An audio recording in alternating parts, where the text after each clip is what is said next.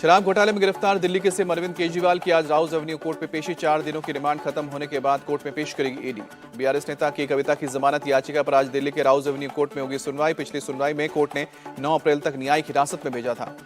आज मुंबई दौरे पर जाएंगे PM Modi. Reserve bank of India की 90वीं वर्षगांठ कार्यक्रम में हिस्सा लेंगे। पीएम मोदी ने एक इंटरव्यू में इंडिया अलायंस के आरोपों और ईडी के एक्शन पर दिया जवाब। कहा कि ईडी स्वतंत्रता है, हमारा इससे कोई संबंध नहीं है। पीएम मोदी ने पहली बार इलेक्टोरल बॉन्ड को लेकर विपक्ष के आरोपों का भी जवाब दिया। कहा कि बॉन्ड की वजह से पता चला कि पैसा कहां लिया गया और कहां दिया गया, पहले तो ये पता ही नहीं चलता था। मेरठ की रैली में पीएम मोदी का भ्रष्टाचार पर बयान। कहा कि मेरा मंत्र है भ्रष्टाचार हटाओ, आज बड़े बड़े भ्रष्टाचारी सलाखों के पीछे। पीएम मोदी ने कांग्रेस पर साधा निशाना। कहा कि कांग्रेस ने मां भारती का एक अंक काट दिया, कच्छातीवू द्वीप श्रीलंका को सौंपा। पीएम मोदी ने अपनी सरकार के कामों को गिनाया। कहा कि कभी तो आपने विकास का ट्रेलर ही देखा है। मेरठ के मोदीपुरम में पीएम की rally. BJP candidate Arun Govil के लिए मांगे वोट। सीएम योगी जयंत चौधरी रहे मौजूद। 2014 के बाद पीएम ने देश की तस्वीर बदली, किसानों को सम्मान दिया। सीएम योगी का बयान।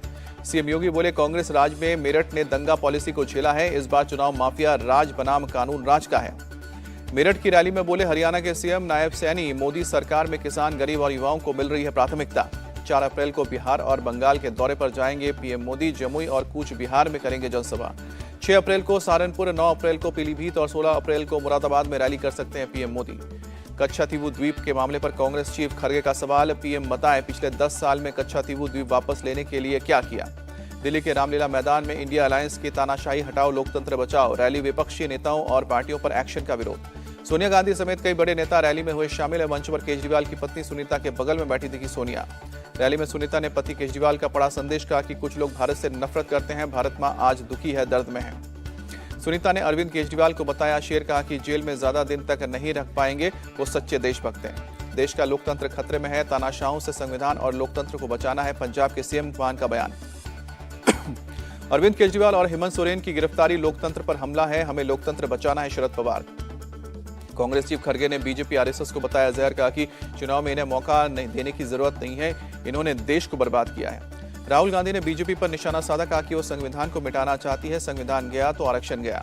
राहुल गांधी का पीएम मोदी पर आरोप। कहा कि वो मैच फिक्सिंग के से चुनाव जीतना चाहते हैं, चुनाव से पहले हमारे 2 खिलाड़ियों को किया अरेस्ट। राहुल गांधी ने खाते को फ्रीज करने का मुद्दा उठाया। कहा कि हमें चुनाव प्रचार करने से रोकने की कोशिश, आवाज को दबा नहीं सकते।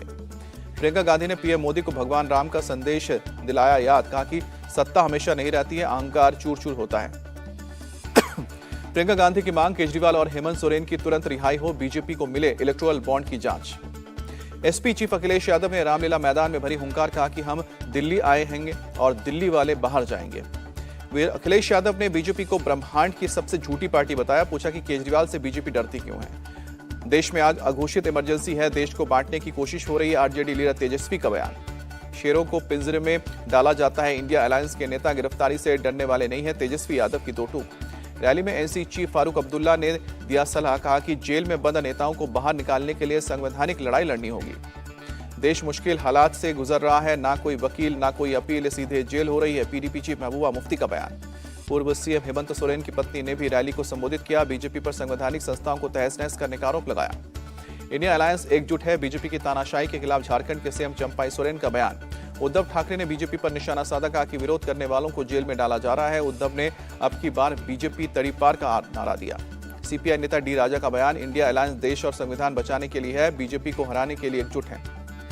भारत की राजनीति में एक नई ऊर्जा पैदा हुई है, तानाशाही ताकतों को हराएगी सीपीआई महासचिव सीताराम येचुरी को उम्मीद। टीएमसी लीडर डेरेक ओब्रायन का बयान। टीएमसी इंडिया अलायंस के साथ है, आज लड़ाई बीजेपी बनाम डेमोक्रेसी है। देश देख रहा है कि मोदी सरकार कैसे चुनाव लड़ रही है, लोकतंत्र और संविधान पर हमले हो रहे हैं। सीपीआईएमएल लीडर दीपंकर भट्टाचार्य का बयान। केंद्रीय मंत्री प्रहलाद जोशी ने साधा निशाना। कहा कि लुटेरों के साथ है कांग्रेस, क्योंकि उसने भी देश को लूटा है। इंडिया अलायंस की रैली पर बोले बीजेपी सांसद सुधांशु त्रिवेदी, ये परिवार बचाओ भ्रष्टाचार छुपाओ रैली थी।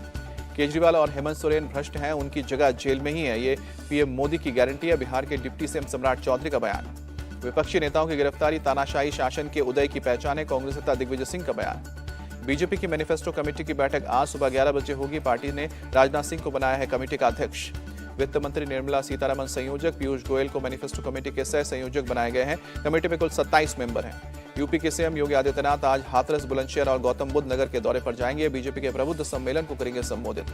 राजस्थान दौरे के दूसरे दिन आज जोधपुर में रहेंगे गृह मंत्री अमित शाह। लोकसभा चुनाव कोर कमेटी की बैठक में शामिल होंगे। बीजेपी शक्ति केंद्र प्रमुखों के सम्मेलन को करेंगे संबोधित। केंद्रीय गृह मंत्री अमित शाह ने सीकर में किया road show. Rajasthan CM Bhajanlal Sharma मौजूद रहे। केंद्रीय मंत्री नितिन गडकरी आज से नागपुर में लोक संवाद यात्रा शुरू करेंगे। लोकसभा चुनाव को लेकर लोगों से करेंगे संवाद। नितिन गडकरी ने आरोपों का किया खंडन, कहा कि जांच एजेंसियां अपना काम कर रही हैं, जिन्हें आपत्ति है कोर्ट जाएं। महाराष्ट्र कांग्रेस अध्यक्ष नाना पटोले का बयान, कहा कि प्रकाश आंबेडकर अब एमपीए का हिस्सा नहीं। नाना पटोले ने प्रकाश आंबेडकर पर बीजेपी के इशारे पर काम करने का आरोप लगाया, कहा कि गठबंधन के चलते आंबेडकर को ऑफर सीट पर उम्मीदवार खड़े नहीं किए। नाना पटोले के बयान के बाद वंचित बहुजन अघाड़ी ने 11 उम्मीदवारों की दूसरी लिस्ट जारी की। अब तक कुल 19 उम्मीदवार घोषित किए गए हैं। बिहार में आरजेडी की पहली लिस्ट आज हो सकती है जारी। पार्टी ने अपने कोटे की सभी 26 सीटों पर प्रत्याशी के नाम तय किए हैं। लालू की बेटी रोहिणी आचार्य आज से शुरू करेंगे प्रचार। सोनपुर में बाबा हरिनाथ मंदिर में करेंगे शुरुआत। सारण सीट से चुनाव लड़ने की अटकलें। मालवा की एक रैली में दिग्विजय सिंह ने लोगों से ईवीएम को लेकर पूछा सवाल। लोगों ने बैलेट पेपर से चुनाव के पक्ष में उठाया हाथ। दिग्विजय सिंह के बयान पर एमपी के बीजेपी अध्यक्ष वीडी शर्मा का पलटवार, पूछा कि हार का डर इतना सता रहा है तो क्यों लड़ रहे हैं चुनाव। यूपी में एआईएमआईएम और अपना दल कमराबादी ने मिलाया हाथ। गठबंधन का नाम है पीडीएम। अखिलेश की पीडीए पर पल्लवी पटेल ने कसा तंज, कहा कि ए को लेकर है कन्फ्यूजन, इसलिए हमने एम को जोड़ा है। पल्लवी पटेल के साथ मिलकर लंबी लड़ाई लड़ेंगे, असदुद्दीन ओवैसी का बयान। पश्चिम बंगाल में मंत्री उदयन गुहा के काफिले पर कूच बिहार इलाके में हमला हुआ। केंद्रीय मंत्री निशित प्रामाणिक के समर्थकों पर लगा आरोप। उदयन गुहा ने कहा कि उनका टारगेट उदयन गुहा है, क्योंकि वो जानते हैं कि अगर वो उदयन गुहा को बिठा देते हैं तो उनके लिए आसानी हो जाएगी। छत्तीसगढ़ के देव साय ने कांग्रेस पर जमकर हमला बोला, कहा कि कांग्रेसियों का बाय बाय हो रहा है, उनकी तरफ से कोई लड़ने के लिए तैयार नहीं है। विदिशा में शिवराज सिंह चौहान का कांग्रेस पर हमला, बोले कि कांग्रेस आज अप्रासंगिक हो गई है, उनके पास ना नीति है, ना नीयत है और ना ही नेता है। तमिलनाडु के मंत्री उदयनिधि स्टालिन ने पुडुचेरी में चलाया चुनाव अभियान। रोड शो के जरिए पार्टी उम्मीदवारों के लिए मांगे वोट। ब्याज जी तहखाने को लेकर मुस्लिम पक्ष की याचिका पर आज सुनवाई करेगा सुप्रीम कोर्ट। तत्काल पूजा रोकने की मांग। एमपी के भोजशाला में एएसआई सर्वे रुकवाने की मांग पर आज सुप्रीम कोर्ट में सुनवाई। रविवार को 10वें दिन भी एएसआई का सर्वे रहा जारी। दंगा के मामले में मौलाना तौकीर रजा को आज कोर्ट के सामने होना है पेश। 2 बार गैर जमानती वारंट जारी होने के बावजूद कोर्ट में नहीं किया गया सरेंडर। एआईएमआईएम प्रमुख असदुद्दीन ओवैसी गाजीपुर पहुंचे। मुख्तार अंसारी के घर परिवार से मिलकर प्रकट की संवेदना। लखनऊ में एक कांस्टेबल फयाज खान को सस्पेंड करने के लिए चुनाव आयोग से मांगी गई है परमिशन। मुख्तार अंसारी के समर्थन में मोबाइल में स्टेटस लगाने का है मामला। गाजीपुर में अफजाल अंसारी से मिले स्वामी प्रसाद मौर्य, भाई मुख्तार की मौत पर जताई संवेदना। स्वामी प्रसाद मौर्य का विवादित बयान, मुख्तार अंसारी की सरकारी तंत्र ने की हत्या, यूपी में कानून का मजाक बना रही है सरकार।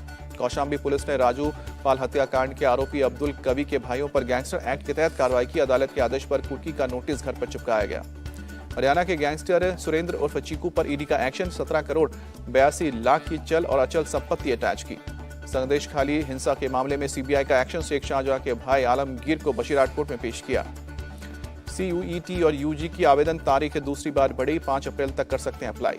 महाराष्ट्र के गढ़चिरौली में नक्सली कैंप पर पुलिस का एक्शन, मौके से आईईडी बम बरामद किए गए। बंगाल के जलपाईगुड़ी में काल बैसाखी तूफान का कहर, करीब 4 लोगों की मौत, 50 से ज्यादा घायल। तूफान की वजह से जलपाईगुड़ी में पेड़ों के साथ घरों की छतें उड़ गईं। कई घर और दीवारों के ढहने की बात सामने आई। खेत खलियान भी तहस नहस हो गए। पश्चिम बंगाल की सीएम ममता बनर्जी ने जलपाईगुड़ी के सुपर स्पेशलिटी हॉस्पिटल का दौरा किया। चक्रवात प्रभावित लोगों से मुलाकात की। जलपाईगुड़ी में मुख्यमंत्री ममता बनर्जी ने चक्रवात प्रभावित लोगों से मुलाकात की, हर संभव मदद का भरोसा भी दिया। पीएम मोदी ने भी जलपाईगुड़ी तूफान में मारे गए लोगों के परिजनों के प्रति जताई संवेदना। अधिकारियों को प्रभावित लोगों को उचित सहायता सुनिश्चित करने को कहा। असम के गुवाहाटी में बदला मौसम का मिजाज, तेज तूफान के साथ बारिश, कई घरों को पहुंचा नुकसान। गुवाहाटी में भारी बारिश का कहर, गोपीनाथ बरदोलाई अंतर्राष्ट्रीय हवाई अड्डे का छत एक का हिस्सा गिरा। छत्तीसगढ़ के बिलासपुर में बेकाबू होकर पलटा पिकअप, हादसे में 3 लोगों की मौत, 18 लोग घायल। आईपीएल में मुंबई इंडियंस और राजस्थान रॉयल्स की आज होगी भिड़ंत। शाम को 7:30 बजे मुंबई में शुरू होगा मुकाबला। दिल्ली कैपिटल्स ने चेन्नई सुपर किंग्स को 20 रन से हराया। दिल्ली ने इंडियन प्रीमियर लीग 2024 में पहली जीत हासिल की। चेन्नई सुपर किंग्स के लिए अजिंक्य रहाणे ने सबसे ज्यादा 45 रन बनाए। एमएस धोनी ने 16 बॉल पर नाबाद 37 रन की पारी खेली।